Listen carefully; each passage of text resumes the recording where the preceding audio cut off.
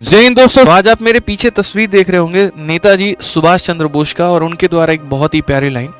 तो कई सारी इन्होंने लाइन कही हुई है, लेकिन आज मैंने वो लाइन यहाँ पर रखा है जो आप लोगों से कनेक्ट करता है, और आप लोगों की तैयारी से जो है यहाँ पर ये काफ़ी ज़्यादा कनेक्ट करके आप लोगों को थोड़ा एक एज देगा आपके प्रिपरेशन में, जीवन में सफल बनने के लिए। ठीक है, आज के दिन में जैसे मैं हमेशा जय हिंद बोलता हूँ, तो ये जय हिंद भी जो शब्द है वो भी नेताजी सुभाष चंद्र बोस के द्वारा ही आया हुआ है। तो ये बहुत ही प्यारी लाइन है, और हिंद की जय हो, आपके हिंदुस्तान की जय हो। यहाँ पर ये जो लाइन किसी ने कही थी तो वो सुभाष चंद्र बोस ने कही थी। दो तीन बातें आज हम पहले इनके बारे में बताएंगे तब। ठीक है, तो नेताजी सुभाष चंद्र बोस के बारे में सबसे पहले तो ये लाइन आप पढ़ लीजिए कि इन्होंने क्या कहा है कि सफलता हमेशा असफलता के स्तंभ पर खड़ी होती है। सफलता हमेशा असफलता के स्तंभ पर खड़ी होती है, इसलिए कभी भी किसी को भी असफलता से घबराना नहीं चाहिए मेरे भाई। ठीक है, अगर आप कभी भी अगर सफल बनना चाहते हैं तो एक बार में मत घबराइए कि हम तो एक ही दिन में स्टार बन जाएंगे, ऐसा नहीं है। कई सारी आपके जीवन में असफलताएं आ रही होती हैं, और उसके बाद में तब जाकर एक दिन आप कहीं ना कहीं प्रयास से, अपने प्रयत्न से सफल बन जाते हैं। इनकी हमने पूरी कहानी पढ़ी हुई है, और पूरी कहानी का जो सार है वो हम आपको 2-3 मिनट में समझाते हैं, ताकि आपको उनके जीवन से सीखने के लिए काफ़ी कुछ मिल जाए। तो बात है नेताजी सुभाष चंद्र बोस की। नेताजी सुभाष चंद्र बोस एक आप ही लोगों की तरह एक आम आदमी वो भी थे। जिस तरीके से आप एक एस्पिरेंट है, उसी तरीके से वो भी एक एस्पिरेंट रहे। उन्होंने भी अपने जीवन में तैयारी की, और उस समय आईसीएस नाम की सिविल परीक्षा जो है, जो सिविल सर्विसेज होती है, जैसे आईएएस आईपीएस आपका हो गया, तो उस समय आईसीएस पेपर होता था, और आईसीएस की पेपर को उन्होंने दिया, और पूरे भारत में मेरे भाई उनका ऑल इंडिया रैंक 4 था। चौथी रैंक उन्होंने प्राप्त की थी, और उसके बाद में तब वो सिविल सर्वेंट भी बने और देश की सेवा की। लेकिन कहते हैं ना कि इंसान की जो सोच होती है वो उसको जीवन में काफ़ी ज़्यादा मदद करने पर प्रेरित करती है। कई बार क्या होता है कि हम जो है कुएं की मेंढक बनना जो है वो पसंद करते हैं, हम अपने कंफर्ट जोन में ही रहना पसंद करते हैं, लेकिन ये इंसान जस्ट उसके विपरीत थे।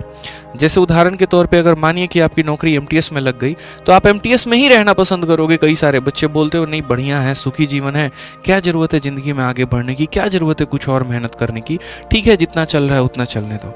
लेकिन ये ऐसे व्यक्ति नहीं थे। ठीक है, पूरे भारत में चौथी रैंक प्राप्त करने के बाद भी, सिविल सर्वेंट बनने के बाद भी, इनका जो सपना था वो थोड़ा और आगे बढ़ता चला गया। उसके बाद में धीरे धीरे अपने मेहनत के दम पे और गांधी जी की विचारधारा से जुड़ते हुए, स्वामी विवेकानंद को फॉलो करते हुए ये जो है भारत की आज़ादी की तरफ बढ़े। उसके लिए इन्होंने भारत में हर वो कोशिश की। ठीक है, अलग अलग लोगों से जुड़े, कांग्रेस पार्टी के साथ जुड़े रहे, उसके वो प्रेसिडेंट भी बने। लेकिन जुड़ने के बाद में कुछ अनबन हो गई, जिससे वो कांग्रेस पार्टी से अलग हो गए। और हमेशा इनका विचारधारा एक था कि यार मैं सिर्फ सिविल सर्वेंट रहकर जो है यहाँ पर अंग्रेजों की गुलामी ही एक तरीके से कर सकता हूँ, उनके बनाए नियमों को जो है आम पब्लिक के ऊपर मैं थोप सकता हूँ, लेकिन जो मेरे हिंद के वासी हैं, जो मेरे हिंद के नागरिक हैं, जो मेरे हिंदुस्तान के लोग हैं, उनको मैं कभी भी अंग्रेजों से आज़ाद नहीं करा पाऊंगा। तो उनकी सोच धीरे धीरे बढ़ती चली गई, और उस लेवल पर उन्होंने प्रयास करना शुरू कर दिया। पहले अपने भारत के सभी नेताओं से उन्होंने मीटिंग की, सबके विचारधारा से जुड़ने की कोशिश की, भारत को आगे बढ़ाने की कोशिश की, लेकिन इन्हें लगा कि यहाँ पर हमारा काम नहीं बन सकता है। तब उन्होंने जो है एक उनके ऊपर मुकदमा चल रहा था कोलकाता के कोर्ट में, और वहाँ पर उनको हाउस अरेस्ट कर लिया गया था, घर में बंदी बना लिया गया था, और ये कहा गया था कि आप देश छोड़ के नहीं जा सकते, आपको घर में ही रहना पड़ेगा। लेकिन एक रात चुपके से वो चकमा दे के पुलिस को जो है वो निकल जाते हैं, और वो सीधा जर्मनी पहुंचते हैं, हिटलर के पास में। सोचिए, मतलब आज के समय में आप कल्पना करिए कि हम कंफर्ट जोन में रहने की कोशिश करते हैं, हम कभी भी अपने कंफर्ट जोन से बाहर नहीं जाते हैं, हम कभी भी एक्स्ट्रा एफर्ट नहीं डालते हैं। लेकिन एक इंसान जो ऑल इंडिया रैंक 4 भी लाया, सिविल सर्वेंट भी बना, कांग्रेस का प्रेसिडेंट भी बना, भारत में उसको अच्छी प्रसिद्धि मिली, लेकिन उसके बाद में ये इंसान बेचैन है, ये पूरे भारत में हर किसी की आज़ादी चाहता है, और तब वहाँ से वो निकलते हैं जर्मनी। ठीक है, हिटलर के पास जाते हैं, हिटलर से संभव मदद मांगते हैं कि हमें भारत को आज़ाद कराना है, लेकिन वहाँ पर साफ जो है वो हिटलर मना कर देता है। तब ये जापान में जाके वहाँ पर आज़ाद हिंद फौज की जो है वो स्थापना करते हैं, और लगभग कुछ ही समय के अंदर में 80,000 सैनिक इनके साथ में जुड़ जाते हैं, जिनको आईएनए के नाम से भी जाना जाता है। और वो भारत की एक सबसे पहली से जो सेना है वो वहाँ पर निर्माण हुई होती है। उस सेना में जापान के जो कैदी थे वो आ जाते हैं, आपको बर्मा के जो एक तरीके से जो कैदी थे उनको वो शामिल करते हैं, और धीरे धीरे ना सिर्फ पुरुषों की बल्कि महिलाओं की भी सेना वो बनाते हैं और वो बाहर से धीरे धीरे अंग्रेजों के साथ में लड़ रही होती है। एक ऐसा विजन कि जब तक यहाँ पर जो है आज़ादी हम लेके नहीं रहेंगे तब तक हम धन नहीं धरेंगे। इनकी जो फेमस लाइन भी थी कि तुम मुझे खून दो मैं तुम्हें आज़ादी दूंगा, यानी कहने का मतलब अगर तुम्हें भी जीवन में आगे बढ़ना है तो मेरे भाई तुम्हें तो स्ट्रगल करना पड़ेगा, तुम्हें भी जो है कुछ ना कुछ सेक्रीफाइस करना पड़ेगा। इसी विचारधारा के साथ धीरे धीरे लड़ते चले गए और एक आज़ादी में बहुत ही महत्वपूर्ण भूमिका निभाई। तो जब पूरी जीवनी इनकी पढ़ी ना हमने तो मुझे एक बात समझ में आया कि ये इंसान जो है ना, ये इंसान नहीं थे, ये एक तरीके से आप कह सकते हैं बेचैन आत्मा की तरह थे, जिनके मन में हमेशा एक बेचैनी होती थी, हमेशा कुछ करने की होती थी कि कैसे हम आगे बढ़े, कैसे हम और बेस्ट करें। आज अगर हम मेरा कोई भी वर्जन है तो उसका नेक्स्ट वर्जन मेरा और बेहतर कैसे हो, कैसे लोगों के अंदर में हम अलग जला पाएं, मेरे लिए आराम हराम है, ऐसी वाली स्थिति थी। तो आज इनके बातों से मैं आप लोगों से एक ही बात कहूंगा मेरे भाई कि जब ये एक इंसान इस लेवल तक की विचारधारा रख सकता है, उस लेवल तक की मेहनत कर सकता है, तो फिर आप लोग क्यों रुकते हैं।